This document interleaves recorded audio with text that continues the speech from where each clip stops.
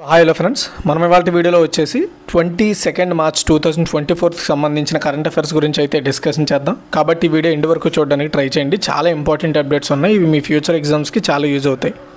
First question చూసుకుంటే, the business world real 500లో 5వ rank కంపెనీగా ఏ భారతీయ సంస్థ నిలిచింది? ఆన్సర్ వచ్చేసి భారత పెట్రోలియం కార్పొరేషన్ లిమిటెడ్ అండి. సో భారత పెట్రోలియం కార్పొరేషన్ లిమిటెడ్ ఇది ఒక మహారత్న, ఇండియాలో 2వ అతిపెద్ద ప్రభుత్వ యాజమాన్యంలోని దిగువ చమురు ఉత్పత్తిదారుడు అనమాట. And the business world real 500లో 5th ర్యాంక్ కంపెనీగా ప్రజెంట్ అయితే ఉందంటది. బీపీసీఎల్ యొక్క శ్రేష్టత పట్ల అంచలంచలమైన నిబద్ధతను నొక్కి చెబుతోంది. ఇది డైనమిక్ ఆపరేటింగ్ వాతావరణంలో, అంటే ఒక విధంగా చెప్పాలంటే ఈ కంపెనీ ఏదైతే రన్ అవుతున్న తీరుందో అది చాలా బాగా ఉందని చెబుతుంది అనమాట ఈ ర్యాంక్ ద్వారా. తర్వాత సెకండ్ వన్, 2024 మార్చి 22వ తేదీన ప్రధాని నరేంద్ర మోదీ ఏ దేశ పర్యటనకు వెళ్ళారు? సో ఇక్కడ మీకు చూడగానే అర్థమైపోద్ది. ఆన్సర్ వచ్చేసి భూటాన్ అండి. నరేంద్ర మోదీ గారు మార్చ్ 22 అని గుర్తుపెట్టుకోండి, డేట్ చాలా ఇంపార్టెంట్. మార్చ్ 22న మోదీ గారు భూటాన్ పర్యటనకు వెళ్ళడం జరిగింది. యాక్చువల్గా ఆయన 21ని వెళ్ళాలి, బట్ కొన్ని కారణాల వల్ల వచ్చేసి అది 22కి పోస్ట్ పోన్ అయితే వేశారండి. తాజా పర్యటనలో భాగంగా ఆ దేశ అత్యున్నత పౌర పురస్కారమైన డ్రూక్ గ్యాల్పోను కూడా ఆయనకు అందజేస్తారు. యాక్చువల్గా ఈ యొక్క పురస్కారాన్ని 2021లో ప్రకటించారు. ఎందుకు ప్రకటించారంటే, సో తొలి విడతలో భూటాన్ దేశానికి 5 లక్షల టీకాలు మనం ఇవ్వడము, అండ్ అదేవిధంగా వివిధ సమస్యల్లో ఉన్నప్పుడు భూటాన్కి మనం ఆదుకోవడానికి చాలా సహాయం చేసాం, వాటికి కానీ ఈ అవార్డుని ఆయనకి ఇస్తున్నారనమాట. అదేవిధంగా ఇంధన వినియోగం కావచ్చు, ఆహార సురక్షిత ప్రమాణాలపై ఒప్పందాలు కూడా జరుగుతాయి. థింపూలో భారత నిధులతో నిర్మించిన ఆసుపత్రిని కూడా ఆయన ప్రారంభిస్తారు ఈ పర్యటనలో. ఆ దేశ 13వ పంచవర్ష ప్రణాళిక వివిధ రంగాల్లో భారత్ అందించాల్సిన సాయంపై కూడా ఇక్కడ డిస్కషన్ జరుగుతుందండి. అస్సాం సమీపంలోని భూటాన్లో గెలుపు మైండ్ఫుల్నెస్ సిటీ నిర్మాణం అంశం కూడా ఈ సందర్భంగా అక్కడ డిస్కషన్ అవుతుందని చెప్తున్నారు. భూటాన్ ప్రధాని దాషో షెరింగ్ తోబ్గే ఇటీవల భారత పర్యటనకు వచ్చారు. ఈ సందర్భంగా రెండు దేశాల మధ్య ద్వైపాక్షిక సంబంధాలపై చర్చలు కూడా జరిగాయండి. అండ్ 2014లో భారత ప్రధానిగా అధికారం చేపట్టినప్పటి నుంచి ఈ దేశంలో పర్యటించడం ఇది 3rd టైం. థింపూలో భారత నిధులతో నిర్మించిన హాస్పిటల్ ఆయన ప్రారంభిస్తారు. ఇది చాలా ఇంపార్టెంట్, గుర్తుపెట్టుకోవాలి మీరు. థర్డ్ వన్ వచ్చేసి, భారతదేశంలో వివిధ కార్యక్రమాల ద్వారా అణుశక్తిని శాంతియుతంగా ఉపయోగించడంపై NPCIL ఏ సంస్థతో ఒప్పందం కుదుర్చుకుంది? ఆన్సర్ వచ్చేసి నేషనల్ క్యాడెట్ కార్ప్స్ అండి. ఇక్కడ మీరు ఫోటో చూడొచ్చు. చూడండి, నేషనల్ క్యాడెట్ కార్ప్స్ మరియు nuclear power corporation of India limited మన ఇండియాలో వివిధ కార్యక్రమాల ద్వారా అణుశక్తిని శాంతియుతంగా ఉపయోగించడంపై ఒప్పందం చేసుకున్నారనమాట. ఈ చొరవ కింద అణుశక్తిని శాంతియుతంగా ఉపయోగించడంపై ప్రజలకు అవగాహన పెంపొందించడంలో ఈ NCC వచ్చేసి NPCILకి సహాయం చేస్తుంది అనమాట.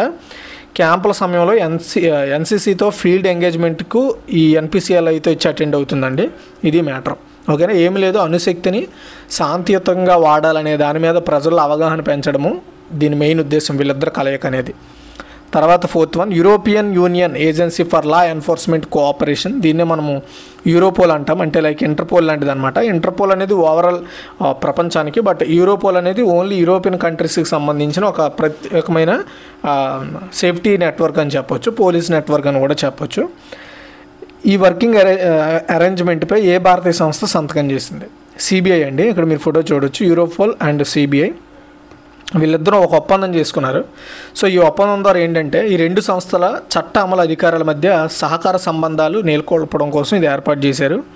CBI director Praveen Sood and Europol executive director Catherine De Bolle working అరేంజ్మెంట్పై సంతకాలు చేశారు.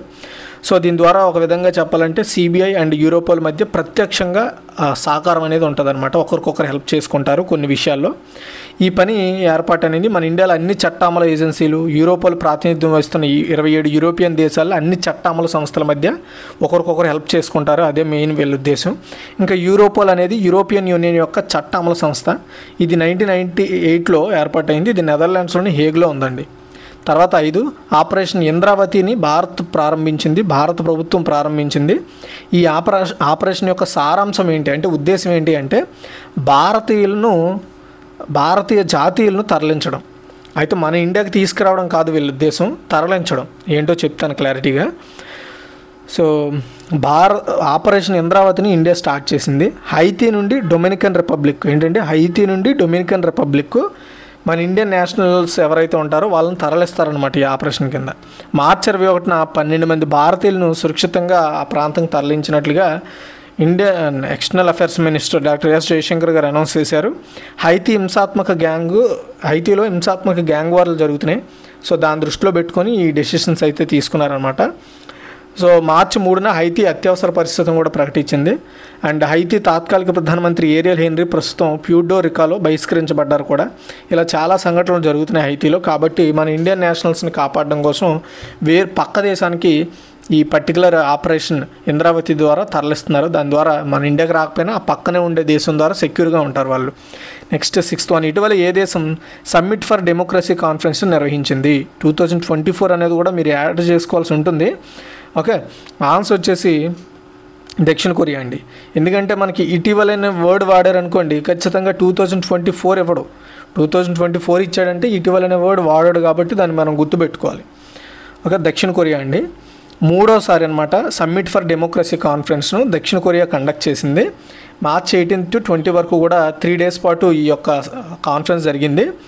ఇందులో దగ్గరగా చూసుకుంటే 30కి పైగా దేశాలకు చెందిన ప్రతినిధులు ఇందులో అటెండ్ అయ్యారు. యాక్చువల్గా ఈ సమ్మిట్ను చొరవ ఎవరిది అంటే అమెరికాదండి.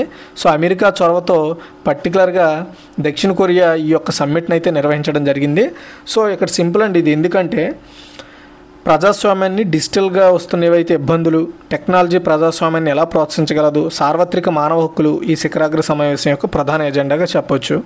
దీనికి 30కి పైగా అంటే ప్రత్యేకంగా డెమోక్రసీ గురించి అండ్ డిజిటల్గా వస్తున్న డెమోక్రసీ రిలేటెడ్ ఇష్యూస్ కావచ్చు, డెమోక్రసీ మీద టెక్నాలజీ రిలేటెడ్ ఇష్యూస్ కావచ్చు, వీటి మీద డిస్కషన్ చేయడం ఈ సమ్మిట్ మెయిన్ ఉద్దేశం. తర్వాత 7th వన్, గోల్డ్ విభాగంలో ది గీఫ్ గ్లోబల్ ఎన్విరాన్మెంట్ అవార్డు 2024ని ఏ సంస్థ గెలుచుకుంది? గీఫ్ అనకూడదు, యాక్చువల్గా GEEF అనాలి.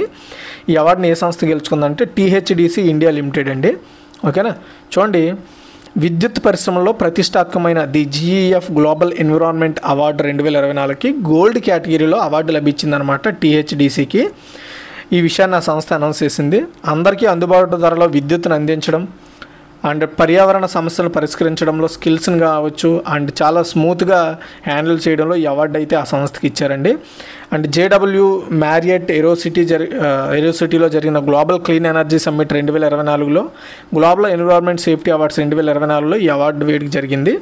అండ్ THDC ఇండియా లిమిటెడ్ అనేది national thermal power corporation limited and విద్యుత్ మంత్రిత్వ శాఖ భారత ప్రభుత్వ యాజమాన్యంలో పనిచేస్తుంది. టెహ్రీ హైడ్రో పవర్ కాంప్లెక్స్ మరియు ఇతర హైడ్రో ప్రాజెక్టులను అభివృద్ధి చేయడానికి నిర్వహించడానికి ఈ సంస్థ 1988లో విలీనం చేయబడింది అనమాట. అయితే THDC ఇండియా లిమిటెడ్ ఒక మినీ రత్న కేటగిరీ 1 ఎంటర్ప్రైజెస్గా ఉంది. ఓకేనా, తర్వాత వచ్చేసి 8, ఇండియన్ బ్యాంక్స్ అసోసియేషన్ నూతన చైర్మన్గా ఎవరు ఎన్నికయ్యారు? ఆన్సర్ వచ్చేసి MV రావు అండి. ఇక్కడ మీరు ఫోటోలో చూస్తున్న వ్యక్తి ఆయనే. Okay, so central bank of India MDగా అండ్ చీఫ్ ఎగ్జిక్యూటివ్ ఆఫీసర్గా MV రావు ఇండియన్ బ్యాంక్స్ అసోసియేషన్కి చైర్మన్గా ఎన్నిక కావడం జరిగిందండి. IBA అంటే Indian banks association managing committee మార్చి 21, 2024 ఈ డెసిషన్ తీసుకుంది. అండ్ IBA అనేది భారతదేశంలో బ్యాంకులకి ఒక పరిశ్రమ, అంటే ఒక బాడీ లాంటిది, ఒక సంఘం లాంటిది అనమాట. గతంలో డిప్యూటీ చైర్మన్గా ఉన్న bank of Bahrain and Kuwait country head and CEO Madhav Nair ఇప్పుడు అసోసియేషన్కి సెక్రటరీగా అపాయింట్ అయ్యారండి. చైర్మన్ ఆర్ ప్రెసిడెంట్, సెక్రటరీ, ఈ 3 పదవులు చాలా ఇంపార్టెంట్ ఏ అసోసియేషన్లోనైనా. తర్వాత 9, ముంబై మున్సిపల్ కార్పొరేషన్ కొత్త కమిషనర్గా ఎవరు అపాయింట్ అయ్యారు? ఏంటి, ఒక నగరం యొక్క కమిషనర్ కూడా చాలా ఇంపార్టెంటా అంటే ఇంపార్టెంట్. ఎందుకంటే అతను ఏ నగరానికి ఏ మున్సిపల్ కార్పొరేషన్కి కమిషనర్ అయ్యారనే దాని మీద మనము ఫోకస్ చేయాల్సి ఉంటుందండి. ఎందుకంటే ముంబై అనేది మనం చెప్పుకుంటాం ఒక ఫైనాన్షియల్ క్యాపిటల్ మన ఇండియాకి. అలాంటి పవర్ ఉన్న ఒక సిటీకి కమిషనర్, మున్సిపల్ కమిషనర్ అంటే ఒక విధంగా చెప్పాలంటే లోకల్ బాడీని, అక్కడుండే ప్రాంతాన్ని పాలించే వ్యక్తిగా కూడా మనం కొలవచ్చు ఒక్కోసారి. కాబట్టి ఆన్సర్ వచ్చేసి భూషణ్ గగ్రాని అండి.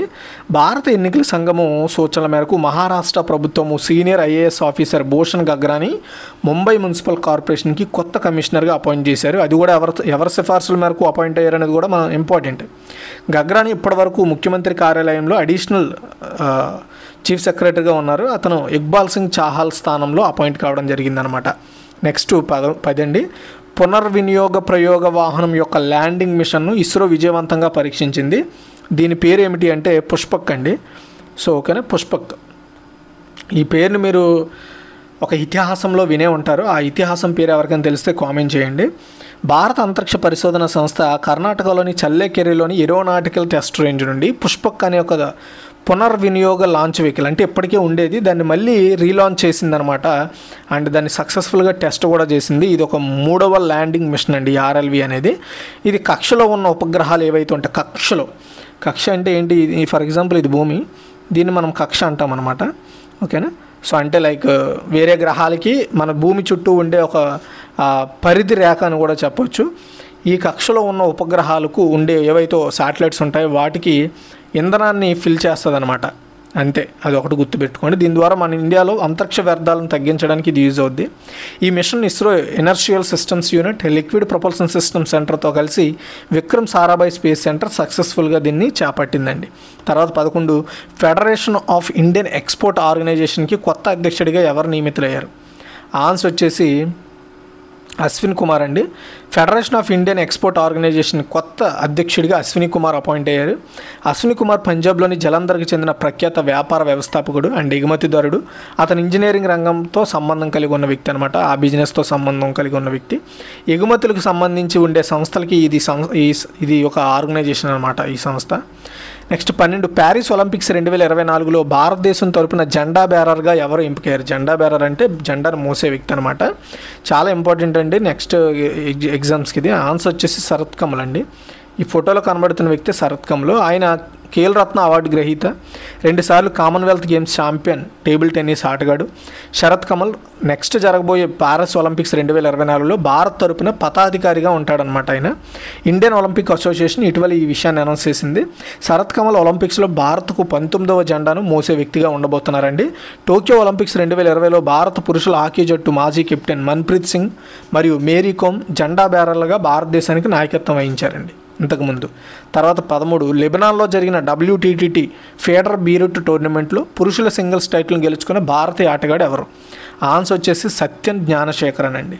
లెబనాన్లో జరిగిన WTTT ఫెడర్ బీరుట్ టోర్నమెంట్లో భారత టేబుల్ టెన్నిస్ ఆటగాడు సత్యన్ జ్ఞానశేఖరన్ పురుషుల సింగిల్స్ టైటిల్ని అయితే గెలుచుకోవడం జరిగింది. ప్రపంచ 103వ ర్యాంకులో ఉన్న సత్యన్ ఫైనల్లో ప్రపంచ నెంబర్ 74లో ఉన్న మానస్ వికాస్ను ఓడించడం జరిగిందండి. ఇది నెక్స్ట్ వచ్చేసి 14 ప్రపంచ నీటి దినోత్సవం ఎప్పుడు జరుపుకుంటారు? ఆన్సర్ వచ్చేసి మార్చి 22 అండి. ప్రతి సంవత్సరం కూడా ప్రపంచ నీటి దినోత్సవాన్ని 1993లో స్టార్ట్ చేశారు. అప్పటి నుండి మార్చి 22న ఈ డేని ఎవ్రీ ఇయర్ సెలబ్రేట్ చేస్తున్నారు. ఈ సంవత్సరం మెయిన్ మనకి ఏం చెప్తుందంటే వాటర్ ఏదైతే ఉంటుందో ఆ వాటర్ అండ్ పారిశుద్ధ్యము యొక్క సంక్షోభంపై, నీరు అది కలుషితమవుతున్న విషయాల మీద అవగాహన పెంచడం, దాన్ని సాల్వ్ చేయడం కోసం మనం చేయాల్సిన విషయాల మీద మనకి అవేర్నెస్ తీసుకురావడం ఈ డే మెయిన్ ఉద్దేశం అండి. అండ్ ఈ సంవత్సరం థీమ్ వచ్చేసి శాంతి కోసం నీరు, వాటర్ ఫర్ పీస్ అనే థీమ్తో సెలబ్రేట్ చేస్తున్నారు. డిసెంబర్ 22, 1992న ఐక్యరాజ్య సమితి జనరల్ అసెంబ్లీ ఈ డేని సెలబ్రేట్ చేయాలని తీర్మానించింది. 1993లో స్టార్ట్ చేశారు. అండ్ మనకి వాటర్ గురించి అందరికీ స్వచ్ఛమైన నీరు మరియు పారిశుద్ధ్యం అనేది సస్టైనబుల్ డెవలప్మెంట్ గోల్స్లో నెంబర్ 6లో ఈ విషయాన్ని ప్రస్తావించారనమాట. అంటే ఇది చాలా ఇంపార్టెంట్ మనకు అనేది మనం అర్థం చేసుకోవాలంటే మనం బ్రతకడానికి ఇది ఒక ప్రముఖమైన వనరు అని మనకి SDG గోల్స్ చెప్తున్నాయి. SDG గోల్స్ని మనకి ఐక్యరాజ్య సమితి నిర్దేశించిందని కూడా మనం గుర్తుపెట్టుకోవాల్సి ఉంటుంది. సో ఇదిగా ఓవరాల్గా ఈరోజు టోటల్ కరెంట్ అఫైర్స్ మీకు అర్థమైంది అనుకుంటున్నాను. మీకు ఏమైనా డౌట్ ఉంటే కామెంట్ చేయండి. నేను అడిగిన క్వశ్చన్లకి మీరు కామెంట్ సెక్షన్లో కామెంట్ చేయడం ద్వారా ఎంతమంది ఇంట్రెస్టెడ్గా పీపుల్ వింటున్నారు, తెలుసుకుంటున్నారు, చెప్పగలుగుతున్నారు అనేది నేను తెలుసుకుంటాను. Finally thanks for watching guys. ఒకసారి క్విక్ రివ్యూ చూద్దాం. ది బిజినెస్ వరల్డ్ రియల్ 500లో 5వ ర్యాంక్ కంపెనీగా ఏ భారతీయ సంస్థ నిలిచిందంటే భారత పెట్రోలియం కార్పొరేషన్ లిమిటెడ్. 2024 మార్చి 22 తేదీన ప్రధాని నరేంద్ర మోదీ ఏ దేశ పర్యటనకు వెళ్ళారంటే భూటాన్. తర్వాత క్వశ్చన్ చూసుకుంటే భారతదేశంలో వివిధ కార్యక్రమాల ద్వారా అణుశక్తిని శాంతియుతంగా ఉపయోగించడంపై NCPIL ఏ సంస్థతో ఒప్పందం చేస్తుందంటే national cadet corps. European union agency for law enforcement cooperation working అరేంజ్మెంట్పై ఏ భారతీయ సంస్థతో సంతకం చేసిందంటే CBI. ఆపరేషన్ ఇంద్రావతి భారతదేశం ప్రారంభించింది. ఈ ఆపరేషన్ సారాంశం ఏంటంటే భారతీయ జాతీయులను తరలించడం హైతీ నుండి డొమినికన్ రిపబ్లిక్కి. ఇటీవల ఏ దేశం సమ్మిట్ ఫర్ డెమోక్రసీ కాన్ఫరెన్స్ నిర్వహించిందంటే దక్షిణ Korea.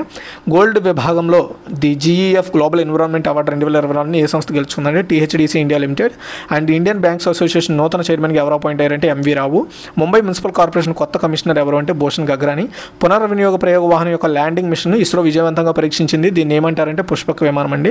Federation of Indian export organisation కొత్త అధ్యక్షుడిగా ఎవరు అపాయింట్ అయ్యారంటే Ashwini Kumar. And Paris Olympics 2024లో భారతదేశం తరపున జెండా బేరర్గా ఎవరు ఎంపికయ్యారు అంటే శరత్ కమల్. అండ్ లెబనాన్లో జరిగిన WTT ఫియటర్ ఆఫ్ బీరూట్ టోర్నమెంట్లో పురుషుల సింగిల్స్ టైటిల్ గెలుచుకున్న భారతీయ ఆటగాడు ఎవరు అంటే సత్యన్ జానశేఖర్. అండ్ ప్రపంచ నీటి దినోత్సవం ఎప్పుడు జరుపుకుంటారంటే మార్చి 22 అండి. Thanks for watching guys.